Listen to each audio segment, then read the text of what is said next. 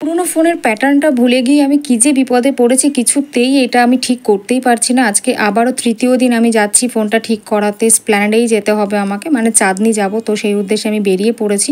আর এখানে বিকেল 5টা বেজে গেছে, তাও কি সাংঘাতিক রোদ। তো এসপ্ল্যানেডে নামলাম, এখান থেকে একটু হেঁটে গেলেই আমার সেই দোকান যেখানে আমার ফোনটা ঠিক করতে দেওয়ার আছে। তো হেঁটে হেঁটে আমি এই দোকানের সামনে চলে এসেছি। এখানে উনি আমাকে ফ্যানটা ঘুরিয়ে দিচ্ছে হাওয়া খাওয়ার জন্য।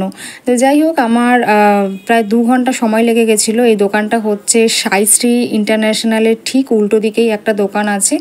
ওনাকে দিয়ে আমি এর আগেও ফোন ঠিক করিয়েছি, তো সেই দিনও ঠিক করালাম, কিন্তু আলটিমেটলি ফোনটা আমার ঠিক হয়নি। তাই অনেক রাত হয়ে গেছিলো, বেরিয়ে চলে আসলাম লাস্সির দোকানে, যেটা আমি এসপ্ল্যানেড গেলে হামেশাই খেয়ে থাকি।